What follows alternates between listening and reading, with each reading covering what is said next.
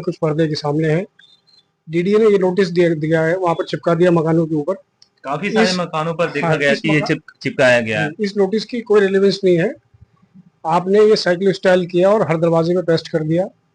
ये 283 नंबर खसरा पड़ता है जहां मेरा मकान है, जिसके ऊपर ये पेस्ट किया गया है। मेरे पास जीपी है 1999 की, उसमें खसरा नंबर मेंशन किया हुआ है 283। 283 जी आपके पास जो हाँ। और ये का- 279 का नोटिस चिपका दिया उसके ऊपर ला करके उन्होंने। इस नोटिस को उखाड़ करके मैं गालिब के स्टेचू पे चिपकाया हूँ जा करके, तो क्या वो 279 में आ जाएगा? ये without application of mind TDA ने बिना दिमाग का इस्तेमाल किए हुए एक एरिया के अंदर एक खौफ और दहशत फैलाने का काम किया है। इसकी जितनी मजम्मत की जाए कम है। ये डीडीए को एक झुग्गी झोपड़ी में करते तो समझ में आता। उन्होंने पढ़े लिखे एरिया के अंदर और किसी खास मोटो से 279 नंबर खसरा को डाइवर्ट करके दूसरी तरफ दिखा दिया नक्शे में। ये कोर्ट में चैलेंज किया जाएगा, डिमार्केशन होगा और ये डिमोलिशन रुक जाएगा। ये कुछ डिमोलिशन के लिए कोई पर्पज नहीं बनता, ना डीडीए के किसी काम की है जमीन। एक बिल्कुल पतली सी पट्टी को तोड़ करके डीडीए वहाँ क्या बनाएगी? सड़क बनाएगी, फ्लाईओवर बनाएगी, कॉलेज बनाएगी, हॉस्पिटल बनाएगी। डीडीए वो जमीन एक्वायर करती है जहाँ उनका कोई स्कीम होती है, मल्टी स्टोरी फ्लैट बनाने होते हैं, सड़क बनानी होती है, हॉस्पिटल बनाने होते हैं, कॉलेज बनाना होता है। ये तो एक उसी इतने जितने प्लॉटों पे नोटिस दिया है डीडीए ने इनक्रोचमेंट का, वो एक भी जमीन किसी ने इनक्रोच की हुई नहीं है। सबने जमीन किसानों से, किसानों के बाद दूसरे आदमी को बेची गई, दूसरे तीसरे लोगों ने बेची। उनमें से बहुत सारे लोग आज हमारे एरिया के अंदर लोकल लीडरशिप कर रहे हैं। डीडीए को पहले जिन लोगों ने यहाँ पर प्लॉटिंग की, सबसे सख्त कार्रवाई उनके खिलाफ करना चाहिए। और डीडीए के लिए और दिल्ली पुलिस के लिए बहुत आसान सा केस है, ये बहुत सिंपल केस है कि वो आइडेंटिफाई कर सकते हैं कि ये प्लॉटिंग की किसने। ये जबरदस्ती प्लॉट बिकने के बाद में, फिर बिल्डर से मकान बनवाने के बाद, फ्लैट बनवाने के बाद, आप किसी भी आदमी को आकर के, कोई झुग्गी झोपड़ी तो है नहीं या अनपढ़ आदमी तो यहाँ पे है नहीं कि आप उसको डरा देंगे, धमका देंगे और एक डंडे से सबको हाँक देंगे। ये जो पोस्टर चिपकाई गई थी, ये आपने कब जमीन लिया था जहाँ ये पोस्टर चिपकाई गई थी? ये जमीन मैंने बना बनाया ग्राउंड फ्लोर का 1999 में लिया है मैंने जी। वो उस जी टाइम जी। जब आप ले रहे थे, क्या आपने ये सोचा था कि आने वाले वक्त में ऐसा भी होगा, बुलडोजर करवाई होगी, टूटेगी? कभी आपने ऐसा सोचा, कभी लगा? सर अगर ये सोचा होता तो फिर लेते ही किस लिए, जब वहां पर उससे पहले, अब हमारे जिस मकान को हमने नोटिस लगा हुआ है उससे आगे 2 किलोमीटर तक आबादी है पूरी की पूरी। जब हमारे से आगे बने हुए हैं मकान, उससे आगे बने हुए हैं, तो ये बीच में आकर के डीडीए के कहाँ से जमीन आ गई? डीडीए ऊपर से यहाँ हेलीकॉप्टर से उतर के यहाँ वाइस चेयरमैन डीडीए के उतरेंगे क्या? एलजी साहब हेलीकॉप्टर से उतरेंगे यहाँ पर इस जगह पर? ये किस काम आएगी उनका? 279 में जो सुप्रीम कोर्ट का आदेश है उसका सब सम्मान करेंगे और एक्शन ले वहां पर डीडीए। लेकिन 279 की आड़ में 283, 281, 282 आप इस तरह से तोड़ेंगे तो यहाँ से नोएडा तक तोड़ना पड़ जाएगा डीडीए को। और ये पूरी आबादी यहाँ से लेके महारानी बाग तक है पूरी आबादी। किस किस खसरे को तोड़ेंगे और किस काम में लाएंगे उसको आप? जिस टाइम जमुना को पाट करके यहाँ प्लॉटिंग की जा रही थी, तब पुलिस ने, दिल्ली पुलिस ने, डीडीए ने, यूपी इरिगेशन ने कार्रवाई क्यों नहीं करी कि बाद में एक्शन हो? रोके किसी भी तरकीब से। विधायक के लिए रोकना इतनी बड़ी बात नहीं है। विधायक को चाहिए कि यहाँ से 25-30 लोगों को इकट्ठा करके एलजी के पास ले जाएं और मुख्यमंत्री के पास ले जाएं, उस डिमोलिशन को रुकवाएं टिल जब तक कोर्ट से कोई फैसला नहीं आ जाता इस स्टे के अगेंस्ट में। अच्छा, आप जिस गली में रहते हैं, इस गली में आपके वालिद साहब के नाम से गली का नाम कर दिया गया मुजफ्फर हनफी लेन। लेकिन अब इस कार्रवाई के बाद क्या लगता है आपको? सर मेरे फादर के नाम पे तो मौलाना मोहम्मद अली जौहर मार्ग का नाम बदल के उनको मुजफ्फर हनफी मार्ग करना चाहिए था। ये तो सरकारी अभी उस पर नहीं हुआ है। हम लोगों ने कोशिश करके कैंप वगैरह लगाते हैं तो उसमें लिखना शुरू कर दिया है, कुछ सरकारी इदारों में एड्रेस में लिखवा दिया है। यहाँ के लोकल लीडर्स को चाहिए कि वो इसको गली का नाम प्रॉपर वालिद के नाम पे हमारे कराएं, मुजफ्फर हनफी लेन। मुजफ्फर हनफी आप के थोड़ा अपने वालिद के बारे में हमें थोड़ा डिटेल्स बता दीजिए, क्योंकि जो व्यूवर्स है वो समझ सके। मेरे वालिद उर्दू के बहुत बड़े पोएट थे, जामिया मिल्लिया इस्लामिया में और कलकत्ता यूनिवर्सिटी में प्रोफेसर रहे। उनकी 100 से ऊपर किताबें छप चुकी हैं।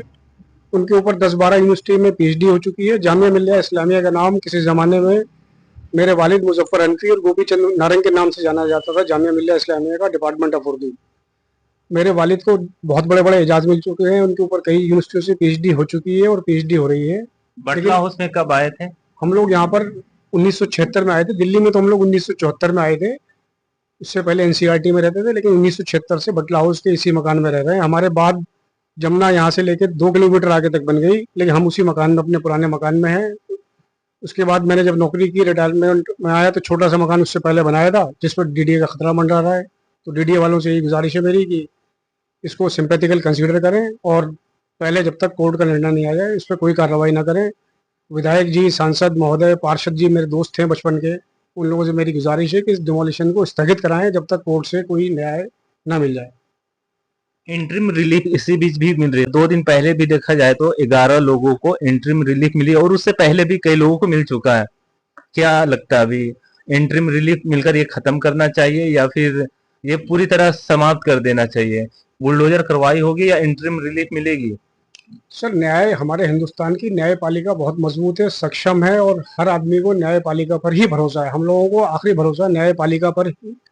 न्यायपालिका इन लोगों के साथ में न्याय करेगी। जब हिंदुस्तान के एक अपराधी कसाब के ऊपर सुप्रीम कोर्ट तक में रात तक सुनवाई हो सकती है, तो यहाँ इतने सारे अफेक्टेड लोग, गरीब लोग, पढ़े लिखे लोगों की सुनवाई क्यों नहीं की जाएगी?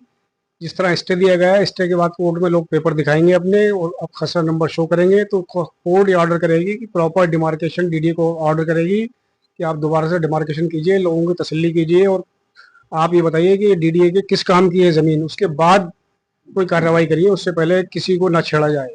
जब आपने ये पोस्टर देखा लगा हुआ, आपका बता रहे 283 आपका आया था खसरा नंबर और 279 का पोस्टर वहां लगा हुआ, तो आपको उस वक्त क्या लगा, क्या बेचैनी हुई? सर, बेचैनी भी नहीं हुई, हैरत ही हो रही है कि डीडीए में पढ़े लिखे लोग हैं या नहीं है। ये तो साइकिल स्टाइल करके एक प्रिंट निकला लिया और उसको जाके आपने चिपका दिया। ये तो क्या ये लीगल है इस तरह से कई जगह पोस्टर चिपकाना, बगैर दरवाजा खटखटाए, बगैर घर में कहे? ये तो इस तरह से कहीं भी चिपकाया जा सकता है। सर, कानूनी प्रक्रिया का पालन करना हर आदमी के ऊपर अनिवार्य है और डीडीए अथॉरिटी को इस तरह क्रिएट नहीं करना चाहिए था। उनको दरवाजे खटखटा के नॉक करके पूछना चाहिए था, उसमें देखना चाहिए था उनके पेपर्स, कौन है ऑनर, इसका ऑनर कौन है, इसके किस नंबर के पेपर हैं, किस खसरे के, उसके बाद नोटिस दिए जाते हैं। इस तरह से नोटिस, तो ये नोटिस का तो यहाँ पे पढ़े लिखे लोग हैं, सब शरीफ लोग हैं, इसलिए नहीं क्या, नहीं रात को ये नोटिस उखाड़ के कोई कहीं चिपका दे जाकर के जामिया के गेट पर, ओखला हेड पर, जवाहरलाल नेहरू यूनिवर्सिटी में, तो क्या ये वहां के लिए एप्लीकेबल हो जाएगा? क्या आपने फिर काउंटर किया क्योंकि आपका 279 नहीं है और 279 का ये पोस्टर चिपका हुआ, तो आपने कुछ? ये नोटिस मिलने के बाद में मैंने डीडीए को भी और यहाँ के जो एडीएम है, एडिशनल डिस्ट्रिक्ट मजिस्ट्रेट, और एसडीएम, उनको लेटर रजिस्टर्ड से भेजे हैं कि मेरा इस प्रॉपर्टी खसरा नंबर 279 में नहीं आता। मेरे डॉक्यूमेंट्स 2000 के, सन 2000 के और उससे पहले के डॉक्यूमेंट्स, उसमें खसरा नंबर 283 लिखा है। इस नोटिस को विड्रा कीजिए, बाई रजिस्टर्ड भेजे हैं और कोर्ट में भी एक केस कर दिया है कि ये प्रॉपर्टी 279 में नहीं फॉल करती और डीडीए को अपनी प्रक्रिया में सुधार लाना चाहिए। ये झुग्गी झोपड़ी नहीं है जिसके नंबर नहीं है, यहाँ पर हर प्रॉपर्टी के नंबर हैं, हर प्रॉपर्टी के कागज हैं लोगों के पास में। ये इनक्रोचमेंट नहीं है, किसानों से खरीदी हुई जमीन है और लोगों ने अपनी गाढ़ी मेहनत की कमाई से मकान बनाए हैं। उसमें 2-4 लोग हो सकता है कि गवर्नमेंट के साथ में ना चले हों तो उनको भी नोटिस दे दिए गए हों, लेकिन ये है कि गवर्नमेंट जो है वो कंसीडर करती है। हमारी मुख्यमंत्री जी से और एलजी से अपील है कि वो बराह करम इस इशू को देखें और यहाँ के लोगों को रिलीफ दें। यहाँ के लोगों को कहते हैं कि बीजेपी को वोट नहीं करते, लेकिन जब बीजेपी भी उनकी तरफ दोस्ती का हाथ बढ़ाएगी तो यहाँ से बीजेपी को वोट भी होगा और बीजेपी वालों के एहसानमंद भी रहेंगे यहाँ के लोग। तो मेरी फिर मुद्देवाना अपील है श्रीमती रेखा गुप्ता और विजय सक्सेना साहब ऑनरेबल से कि बराह करम वो डीडीए को डायरेक्शन दें कि वो इन नोटिसों को विड्रॉ करे और बाकी फिर हम लोग कोर्ट के ऊपर भरोसा करते हैं, इंशाल्लाह वहाँ से इंसाफ होगा।